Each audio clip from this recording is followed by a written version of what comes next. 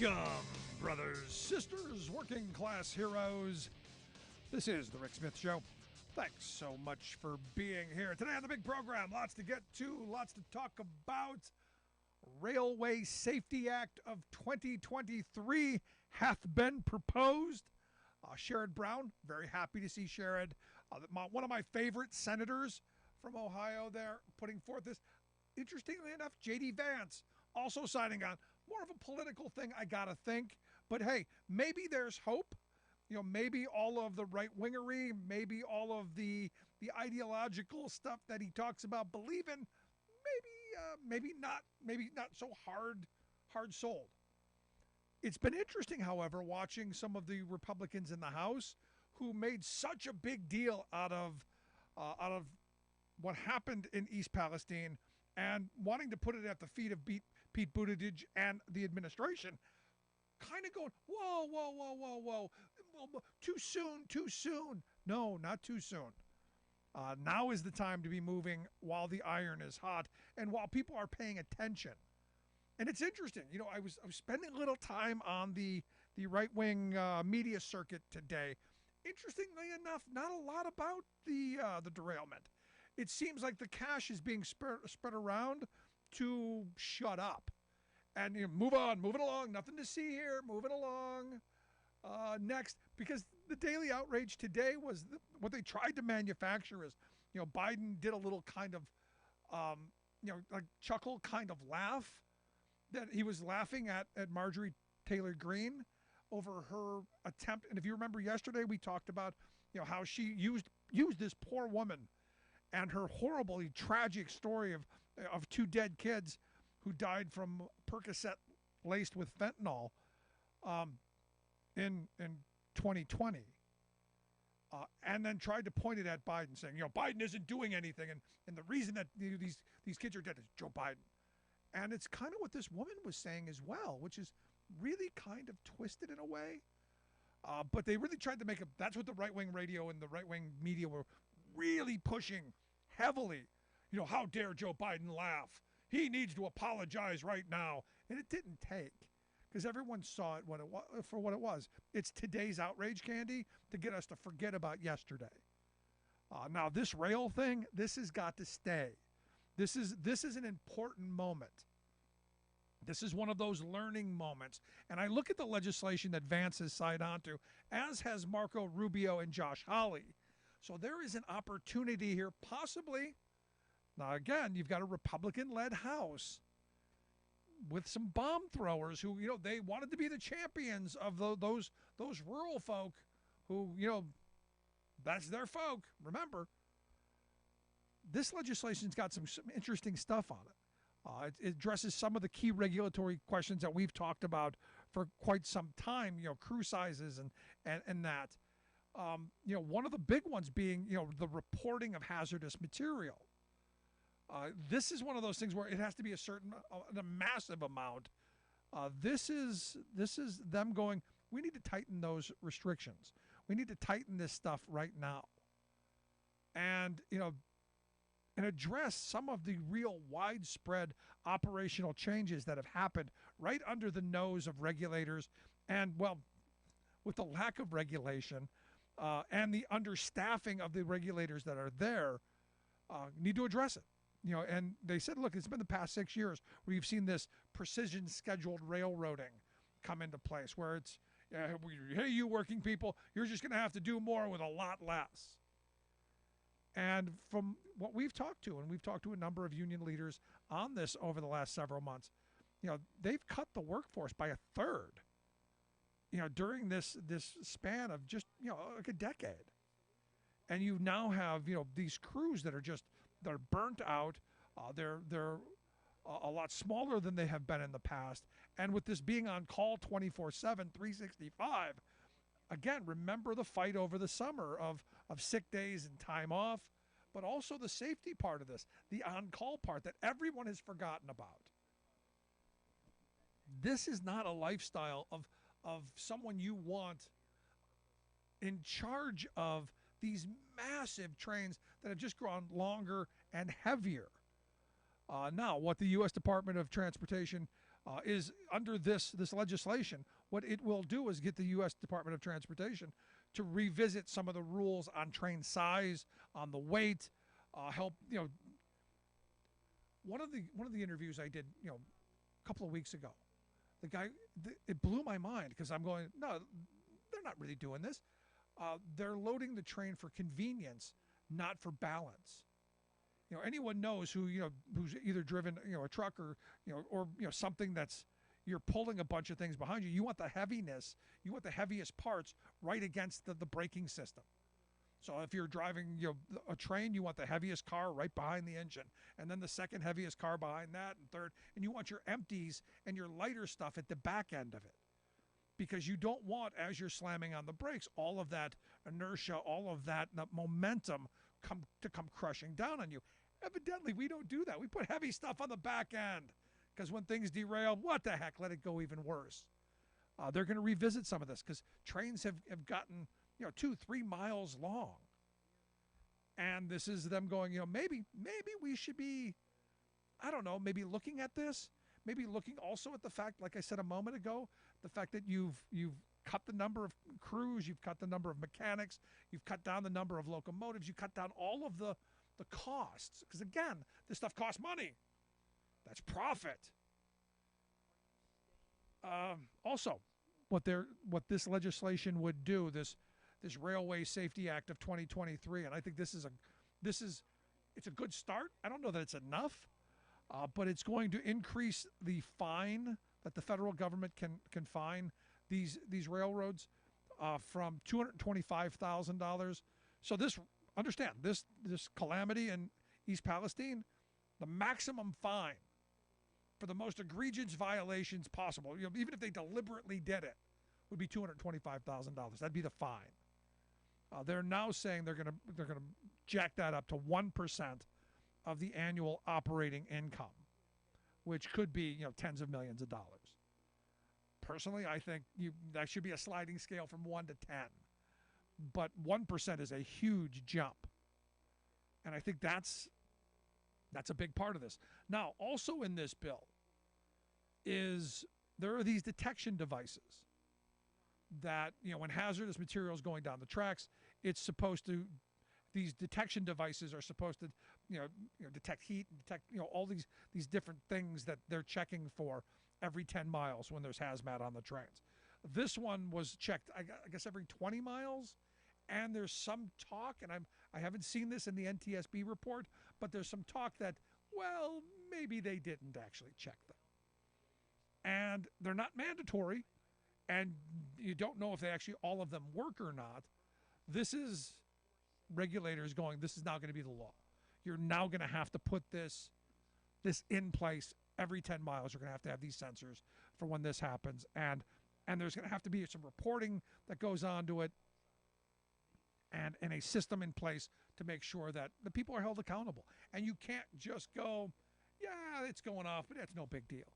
Because the other part of this, and this is the part that just blows my mind, that even when these sensors go off, and even when all of the machinery is going, danger, Will Robinson, there's someone in a booth somewhere, off track going, don't worry about it.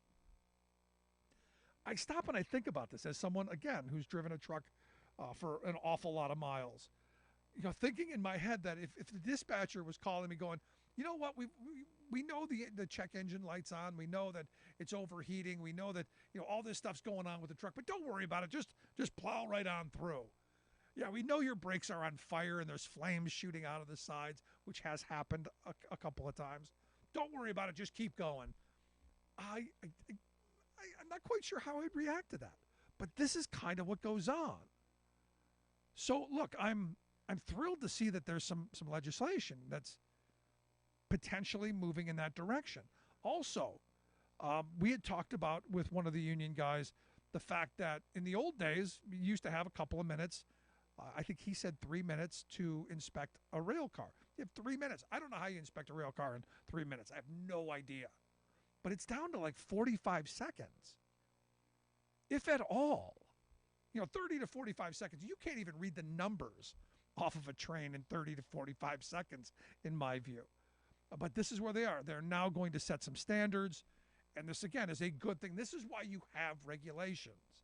Because clearly, these folks are not going to do it on their own. Clearly, they're not. And I know we're hearing the industry whining and complaining. No, you should only regulate bearings. How about we regulate the fact that there should have been someone, paying attention to, the temperature of this stuff. There should be the sensors in place. We've got all this technology. Oh, and also the other thing is they're going to mandate at least a 2-person crew.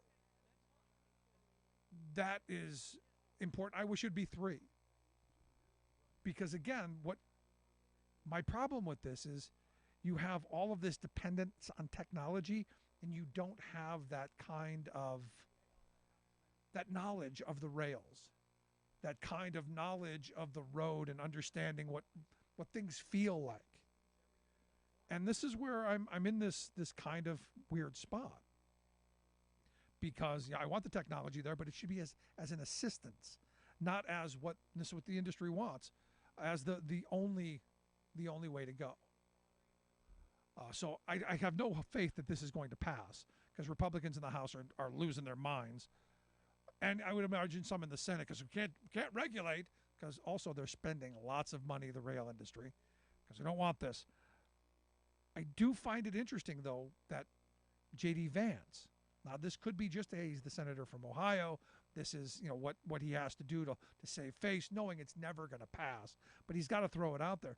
He's pitching a PPP-like program, the Paycheck Protection Program that we saw during the pandemic that my friend Sarah Nelson did an incredible job for the airline workers, ensuring that they were made whole during the pandemic, that they remained attached to their jobs, that the paychecks kept coming, that people were okay. He's pitching this for the people of East Palestine and the businesses. And I'm going, look, this is a good idea. I think it's important. But I find it interesting that people who tell us that they don't believe government should do anything, can't do anything, should stay out of people's lives, are the first ones to come forward and go, bail us out. I mean, because if their ideology were actually what they believed, if they actually believed what they say they believed, they would be going after Norfolk Southern to make these people whole to the tune of billions of dollars. That's what should happen. Norfolk Southern should be paying every person that had to be evacuated their full salary. They should be paying every bit of the cleanup, every bit of the monitoring, every red cent that's been lost because of this. Because it's because of their actions that this happened. And if you were to do that, I'll bet you they'd be a whole lot more careful. Just my thoughts. Want to hear yours? Email me, rick@thericksmithshow.com. I'm going to take a quick break. Right back. Stick around. You're listening to The Rick Smith Show. We're working people. Come to the top.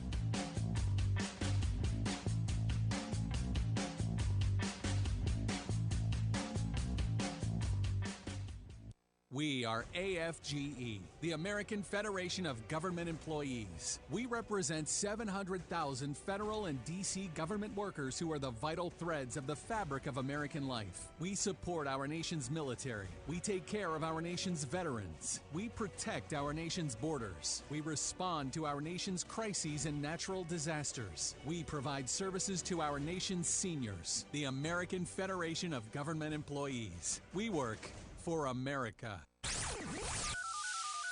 The phone lines are open. Give Rick a call at 1-866-416-RICK. That's 1-866-416-7425. We are AFGE, the American Federation of Government Employees. We represent 700,000 federal and D.C. government workers who are the vital threads of the fabric of American life. We support our nation's military. We take care of our nation's veterans. We protect our nation's borders. We respond to our nation's crises and natural disasters. We provide services to our nation's seniors. The American Federation of Government Employees. We work for America. Welcome back to The Rick Smith Show. Now, here is Rick Smith.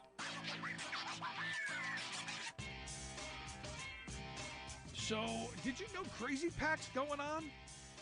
Yeah, CPAC is going on, what is billed as the most influential and largest gathering of conservatives in the world. It's returning to the Northeast. I guess Maryland is the Northeast. The Gaylord National Resort and Convention Center in National Harbor, Maryland. This big confab of no one. Because if you've noticed, lots of empty seats. The hashtag that's been trending the most out of CPAC, empty seats. And it's not what it was. Look, Crazy Pack used to be where everyone came. And now it's like a ghost town. And there's some who are going, is this the breakup of the Republican Party? Is this now where the battle lines have been drawn? Because you got DeSantis and others and Pence and a bunch of other ones who aren't going. And it's kind of like, well, if Trump's going to be there, I'm not going to be there. I found it interesting that Trump tried to explain why everyone else is avoiding CPAC. He truthed on his Truth Social. The only reason certain candidates won't be going to CPAC is because the crowds have no interest in anything they have to say. They've heard it all before and don't want to hear it again. But my speech on Saturday night is already a sold-out monster. They are trying to expand the room and space.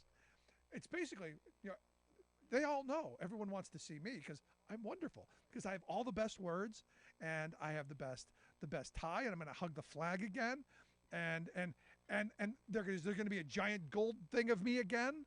And that was my first question when Crazy Pack came on. Will they bring out that giant golden Trump again? The one that was made in Mexico, where everyone was taking pictures with. I mean, it was one of those things where, again, CPAC's full of, crazy right-wing ideologues at this point. I remember when that it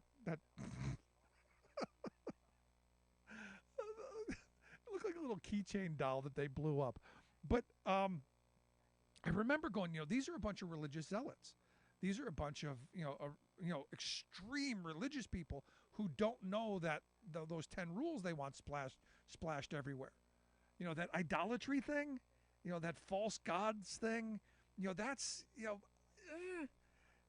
it was one of those moments where we were going, yeah, this is a bit, I don't know, I think it's borderline. I think you probably should get a ruling. But look, this is the weird thing. CPAC used to be the ideological heart and soul of conservatism. It used to be a place where ideas happened. It used to be a place where you could go and debate with people and discuss things, and there was actual ideas. There are none anymore. This is all now just a pageant. This is like, this is like Miss America for ugly people, for ugly old white people. And the weird thing is, I enjoyed going to CPAC.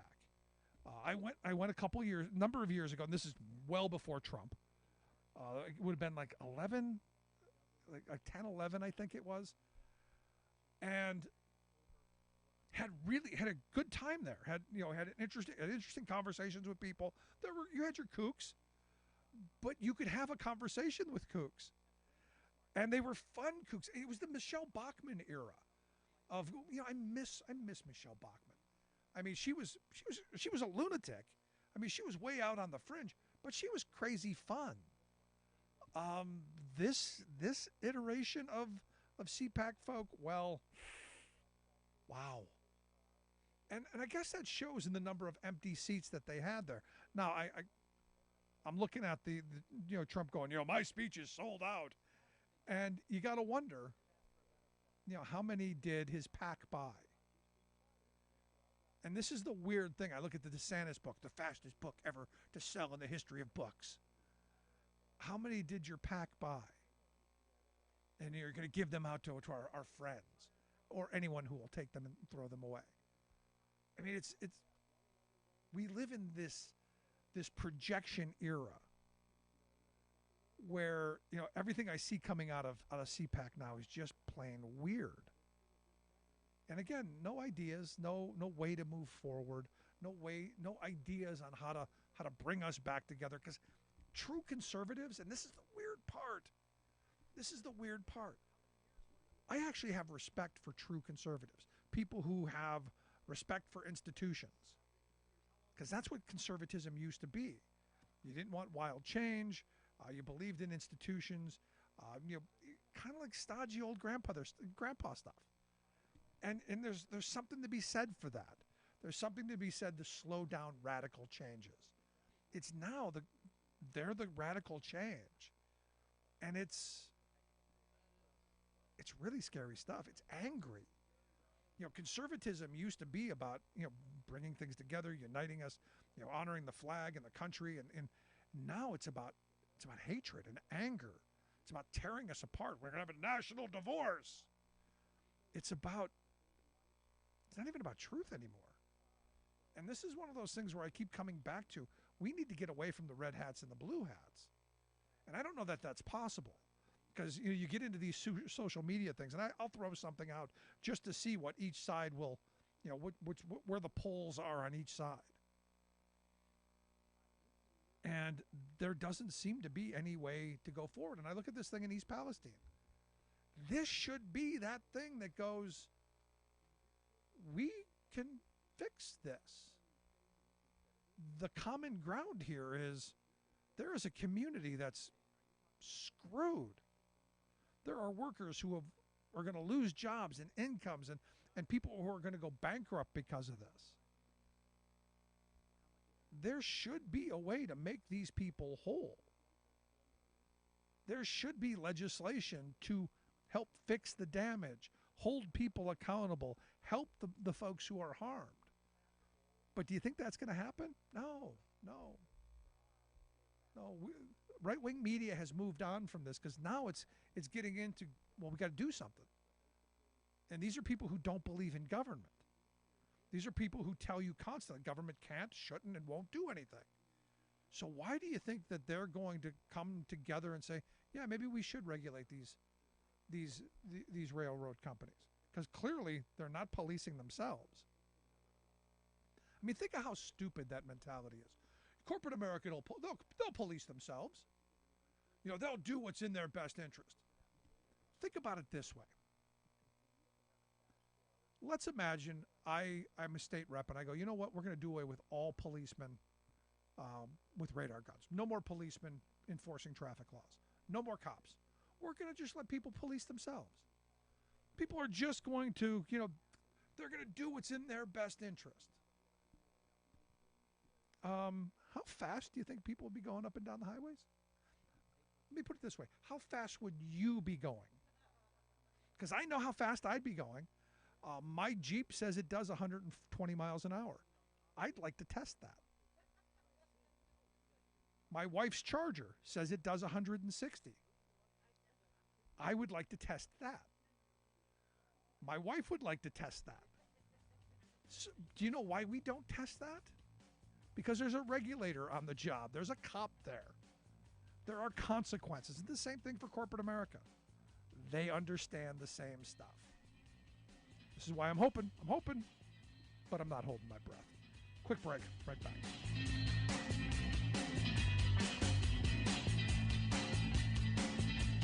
I'm Rick Smith, and this is Labor History in 2. On this day in labor history, the year was 1990. That was the day 9,300 workers walked out at Greyhound bus lines.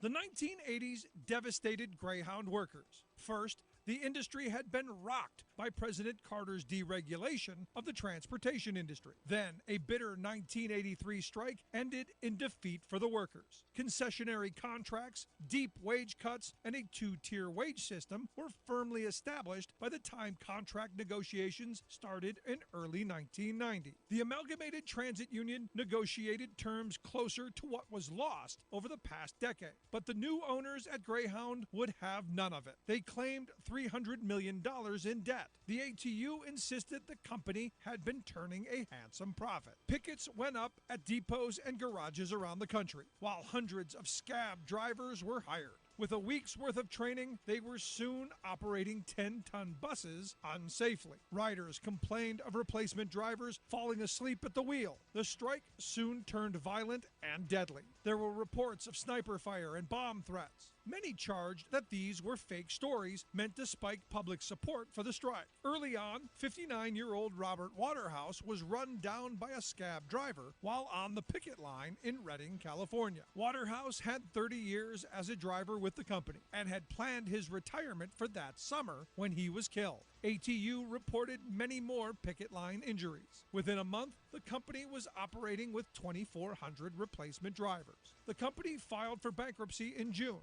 After 3 years, they would finally agree to $22 million in back pay, reinstate hundreds of drivers, and raise wages. But the number of drivers was cut in half. It would take the ATU years to rebuild its strength. The Wreck of the Old 97 is a classic bluegrass song recounting a spectacular train crash in 1903, caused by the company's demand that the engineer speed down a dangerous track to deliver cargo on time. 120 years later, we have the Wreck of the Norfolk Southern, a devastating crash caused by the corporate demand that it be allowed to run an ill-equipped, understaffed, largely unregulated, 2-mile train carrying flammable, cancer-causing toxics through communities, putting profit over people and public safety. This rolling bomb of a train was hardly unique, for the handful of multi-billion-dollar railroad giants that control the industry also control lawmakers and regulators who are supposed to protect the public from public-be-damned profiteers. A measure of their arrogance came just 2 years ago when an Ohio legislative committee dared to consider a modest proposal for just a bit more rail safety.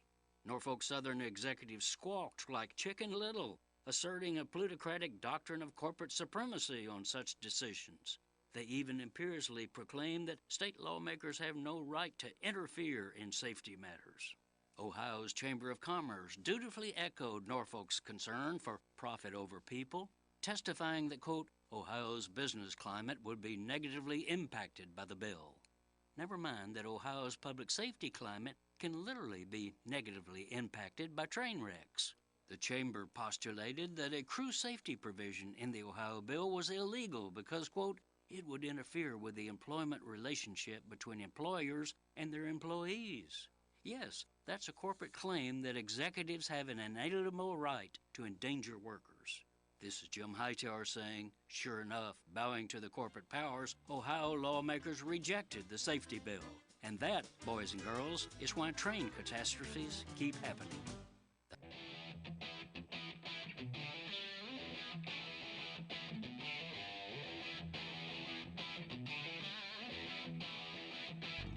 Welcome back to the Rick Smith Show. Now, here is Rick Smith. So remember, the people who tell you how much they love the Constitution, love them some Constitution. In fact, they're the folks who carry it around in their pocket. Now, as I've said before, I question whether they've actually, cracked it open once or twice. But I look at Florida. There's a state senator there he's proposing a piece of legislation that says if you write anything about Governor Ron DeSantis, anything at all, you bloggers, you're going to have to register with the state. And if you don't, we're going to fine you. We're going to fine you $25 a day up to $2,500 per story. And you go, but I thought you were the First Amendment people. I thought you were the Constitution. Never mind. It's all a facade. And again, this comes on the heels of Uncle Rupert coming out with the bumper sticker of the ages. It's not about red or blue. It's about green. And we now know what all our entire media culture has been about. It's not about truth or justice or even, dare I say, fair and balanced. It's about money.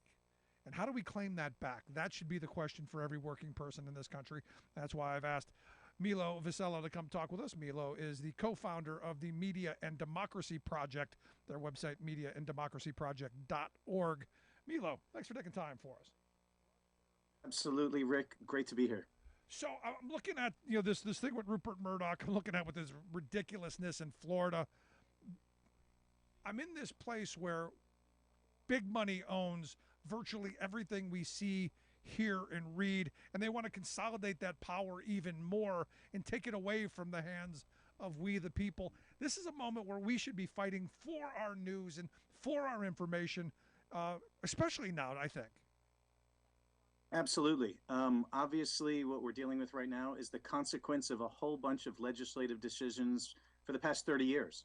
Allowed the gutting of diversification of media ownership and promoting consolidation. Basically, the big fish are getting bigger, and the roadblocks to getting bigger are being removed actually at an accelerating pace. So that's where we have big telecom companies.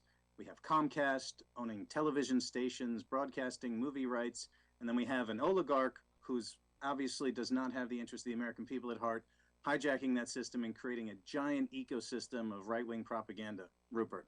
No, I mean, the fact that he was honest, I give him credit. And this is what happens usually when people go into those places where they have to put their hand on the Bible and swear to tell the truth, the whole truth, and nothing but the truth, so help them being guilty of perjury. They're going to tell the truth because they don't want to end up in jail. And he was honest. It's not about red or blue. It's not about conservatism or liberalism or democracy. It's about how much money I can put in my pocket.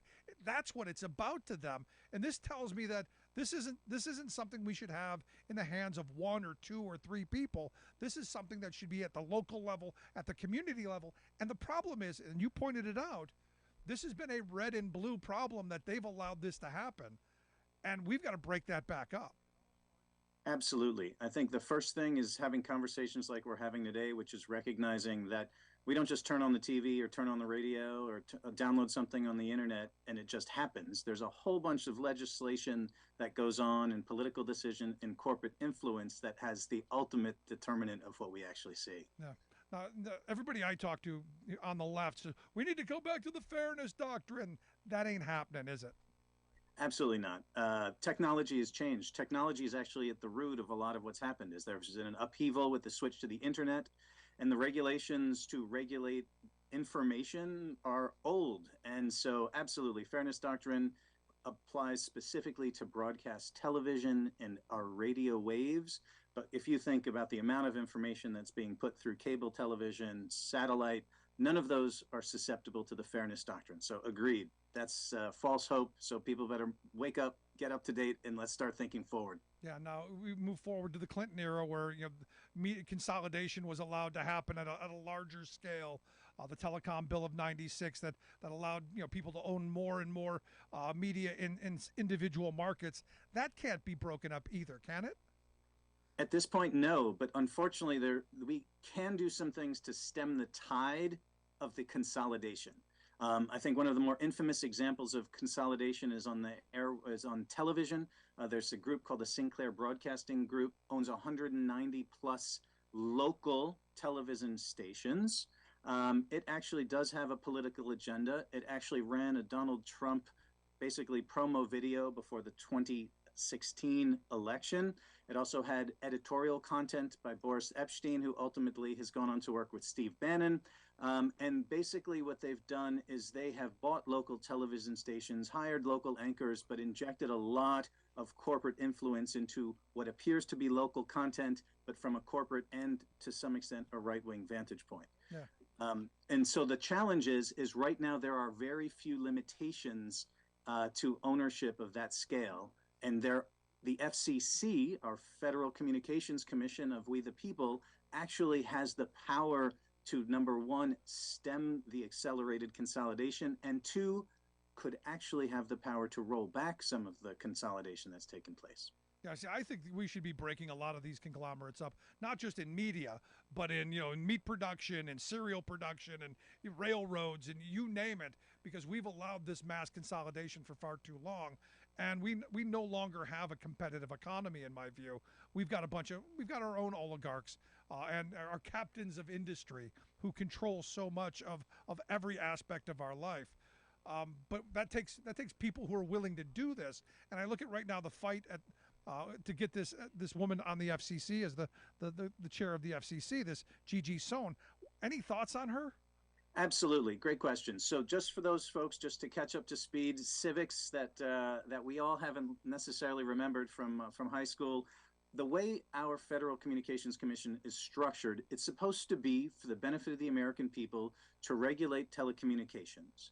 It is structured in the way that there is a 5-person commission. The staggering of the seating of those commissioners is alternating every 2 to 4 years, so that a single president cannot wholesale put all of their folks on that commission and make it a hyper-partisan organization. So there is an intention to seat people every 2 years and have them come off cycle. It has been at a deadlock 2-2, somewhat, I'll call it, neutered state, because it can't make big decisions when it's neutered at 2-2, since President Biden took over. He nominated someone in October in 2021 who's extraordinarily capable, a lifelong advocate for rural broadband, diversification of media, and there has been a massive opposition to her, a kind of coalition of evil, if I may, in terms of media, of big telecom, Rupert Murdoch, media oligarchs, and some front organizations that look like they're speaking for the people, but really aren't. No, this is, again, while it's neutered, and to use your words, who benefits from this in this moment? Absolutely. It's second best to having what we had under the Republican-led FCC of Ajit Pai. Basically, it was big telecom at the trough for the entire Trump administration.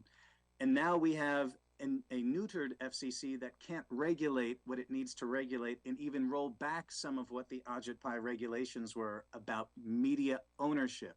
There's been more consolidation because of things that took place during the Trump-dominant FCC that we can't even roll back to where we were before the Trump administration. No, there was some horrible stuff during that. I mean, the end of net neutrality being one of them. I search for something on the internet and I get 15 other things that's not even what I wanted.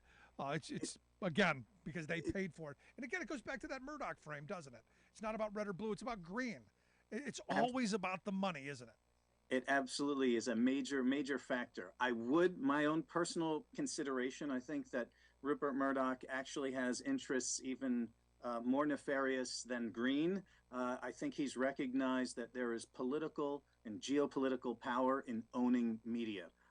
Just as he has run the New York Post at a loss in New York City, it's kind of the lowbrow Fox, or the lowbrow, I call it Wall Street Journal in New York City. He ran that at a loss for decades because it gives him political power in New York City politics and can reach certain voters and influence certain people with his right-wing propaganda. No, so it is money. Yeah, and but it is ultimately power. that comes back down to green. He's making money somewhere. And this is where, again, you could go back to the Powell memo of the early 70s of the investments that they're making in media to change hearts and minds. And look, give them credit. They've done a masterful job. They had a playbook. They executed. Like, I coached football. You give me that playbook, they executed it perfectly, and the folks on the left didn't. They didn't even respond because there isn't a functional left media in this country to come anywhere near the kind of money and influence that the right has built. Absolutely, you nailed it. I look at it as several points. I'll just run them off one. I know you know this completely, and as do all of your listeners. It is an absolute lie that there is liberal media. It is a micro fraction of the amount of information that's being created. So that's one thing we think of, that there's no such thing as liberal media. The collapse of local journalism. It used to be that if you were in a town, you could get some journalists together and actually put a paper together with the ad revenue. Everybody in the town needed to sell a car, sell their house, that sort of thing, and they'd go to the local paper.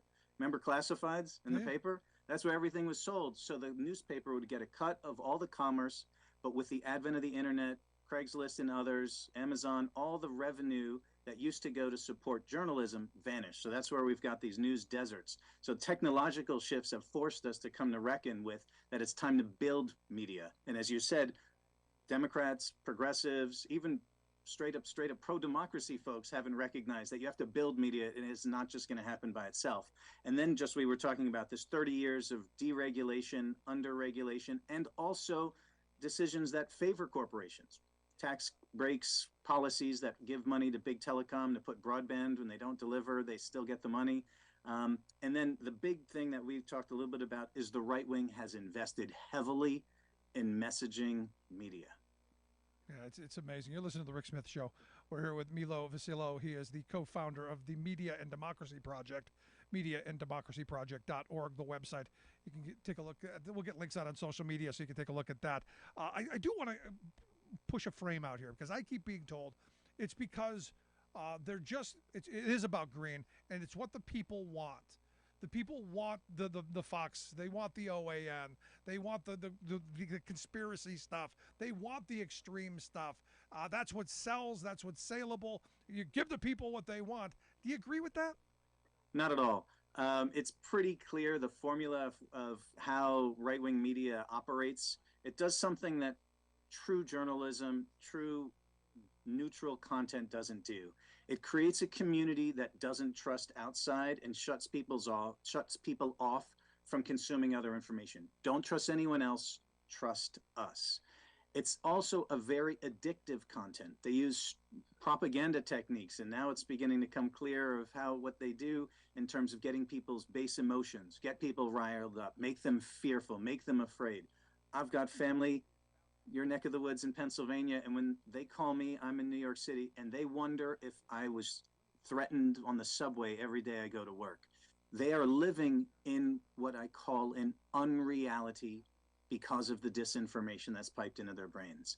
So they are being manipulated to be scared, to be angry, to be untrusting of other Americans and the other information that's out there. So it's really dangerous and addictive and radicalizing. No, you're absolutely right. They do a masterful job of slicing and dicing and pitting us against each other, and then hating and distrusting. And I look at that Marjorie Greene from Georgia. We need a national divorce because we're tired of other people, which is weird.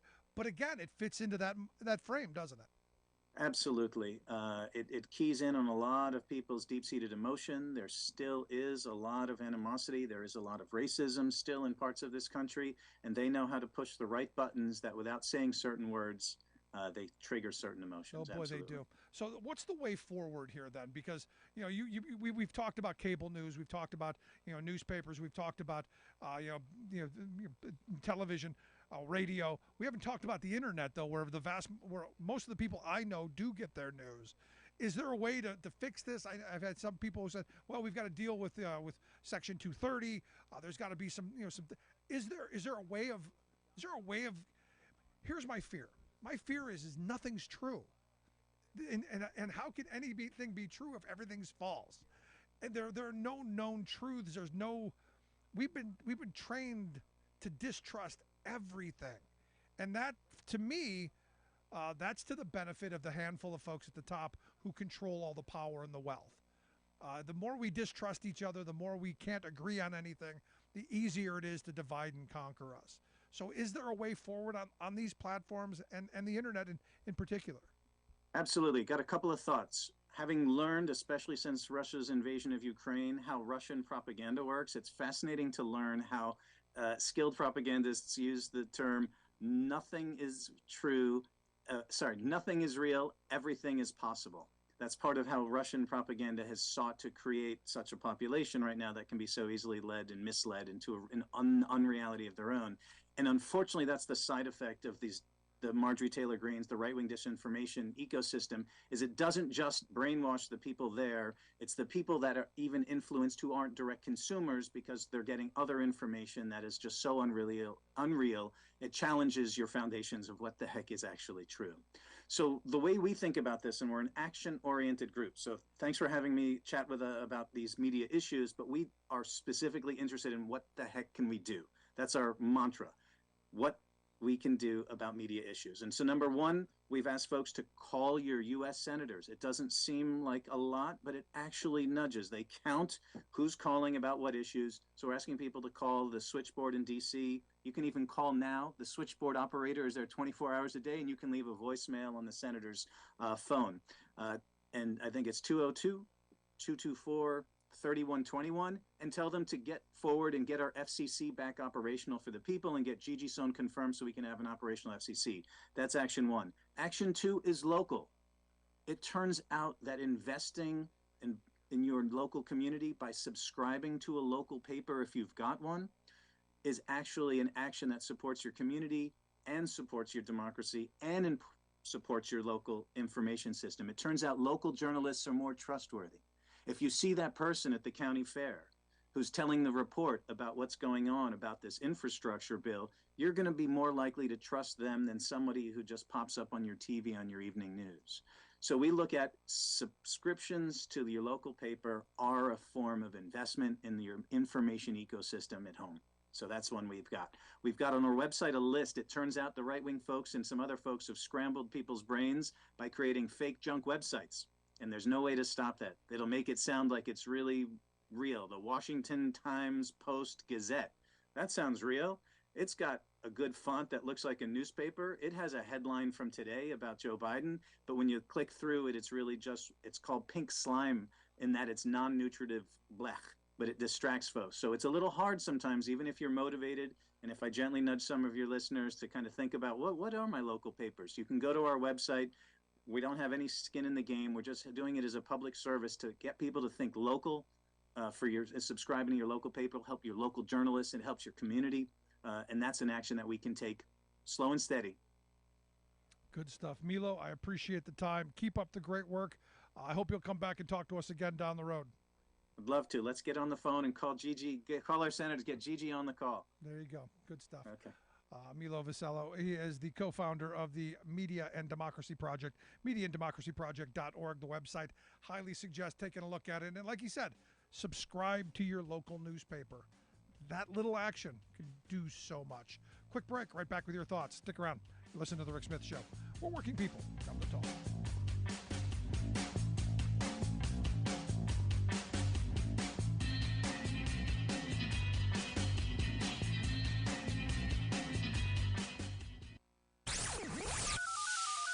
The phone lines are open. Give Rick a call at 1-866-416-RICK. That's 1-866-416-7425. I'm Rick Smith, and this is Labor History in 2. On this day in labor history, the year was 1807. That was the day that President Thomas Jefferson signed legislation outlawing the transatlantic slave trade from bringing enslaved Africans to the United States. At the drafting of the U.S. Constitution, the authors had decided to revisit the question of slavery after 2 decades. During those 2 decades, the dedicated work of abolitionists put pressure on Congress to act against the barbaric transatlantic trade. Abolitionists in Great Britain also passed a law prohibiting the trade that same year. The U.S. law went into effect on January 1st of 1808. When the law was passed, 1 million enslaved people lived in the United States. The act, however, did not release them from bondage. In fact, the western spread of the cotton economy after the Louisiana Purchase ensured that slavery would become even more entrenched. The 1807 Act also did not fully end the transatlantic trade.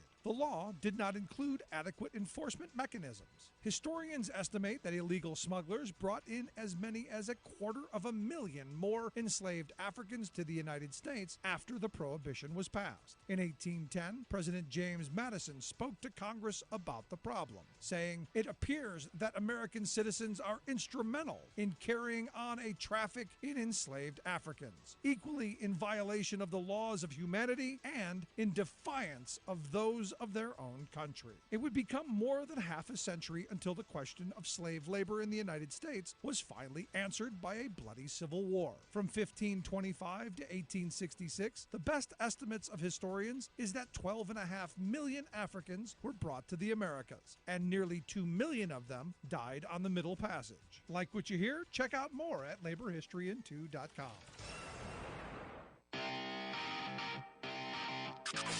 You're listening to The Rick Smith Show, where working people come to talk.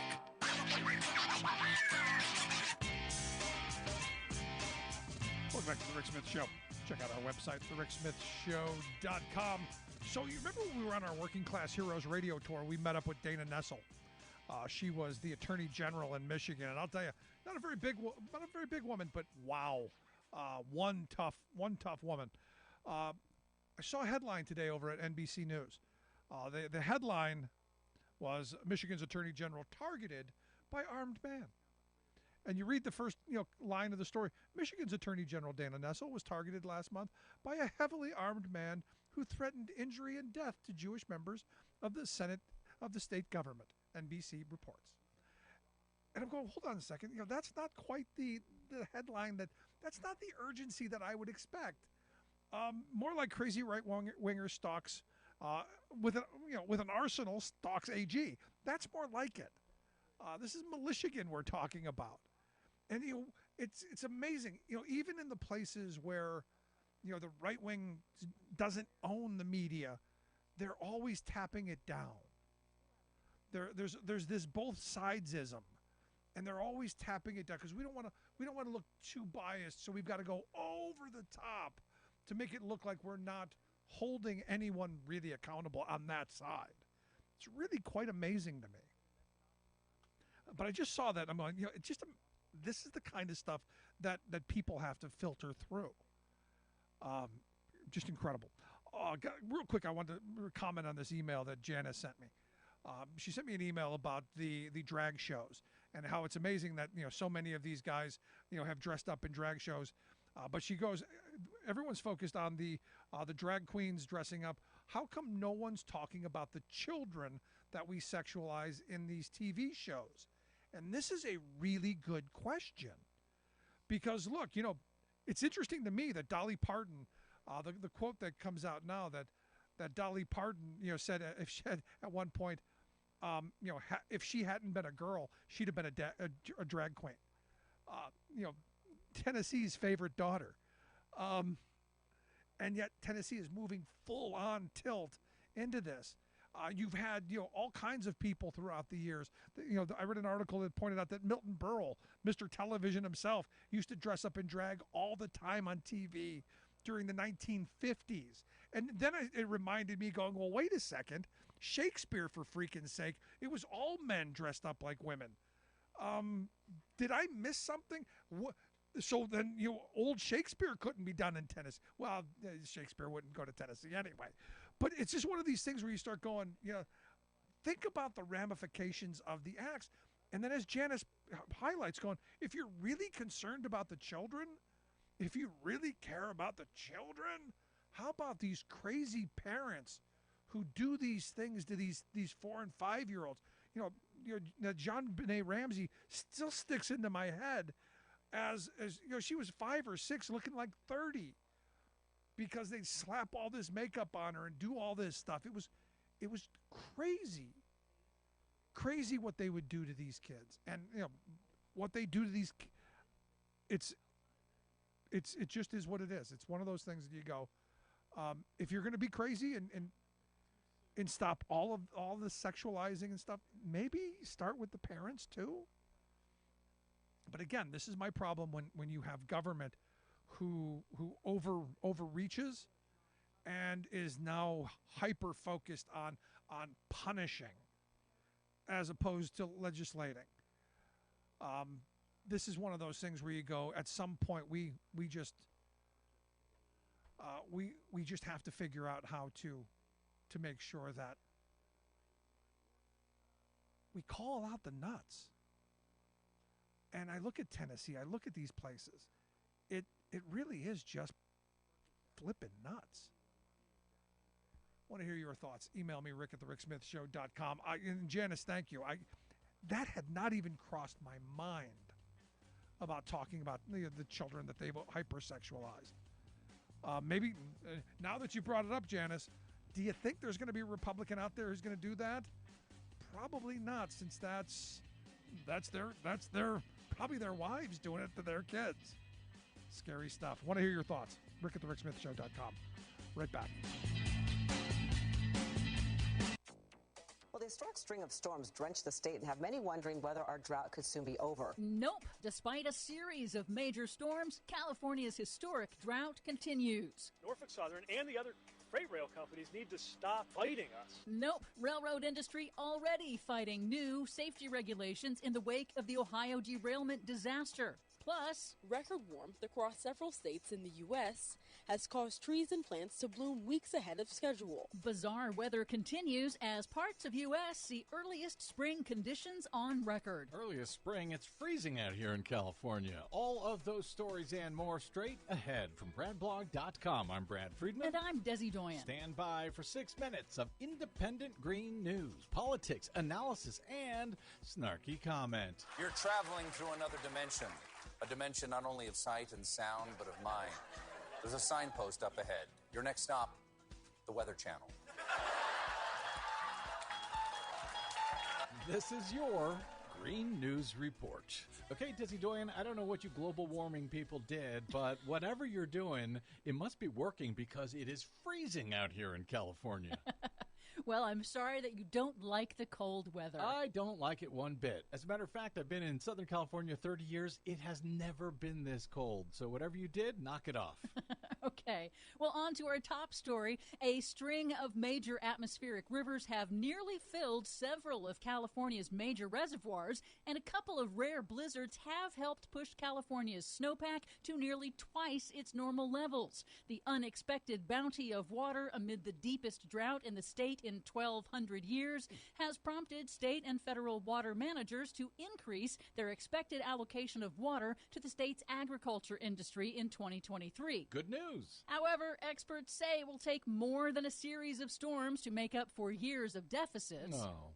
Here's Andrew Schwartz of the UC Berkeley Snow Lab. We've gone from extreme and exceptional to kind of a moderate status, and that continues to shrink. We're not at a point yet where we can declare all of our drought over. We need to be able to conserve water and keep moving forward as though we don't have plenty of water. And every drop saved now will be available when we do have a shortage. And there's also the danger that spring heat waves will trigger a fast melt of the snowpack, and that could cause those reservoirs to overflow, bringing a whole different set of problems. Hydrology experts warn that California and other western states continue to use more water than nature provides, especially as climate change is fueling a long-term drying trend. Isn't that just like you? We get all of this rain after this longest ever drought, and you're still complaining about it.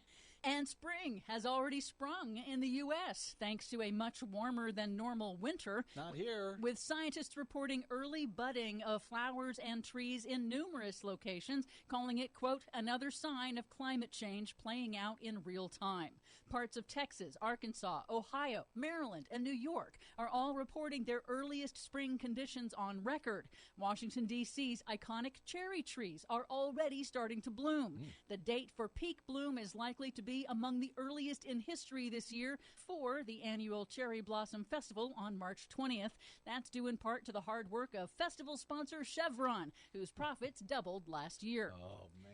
Since 1970, spring has warmed in virtually all of the hundreds of U.S. locations that were analyzed by climate data firm Climate Central. The Southwest has experienced the largest increase. Average spring temperatures are 6 to 7 degrees Fahrenheit warmer in the Southwest than in the 1970s. And spring is not only warming, but arriving earlier, stressing water supplies in the West and extending the allergy season.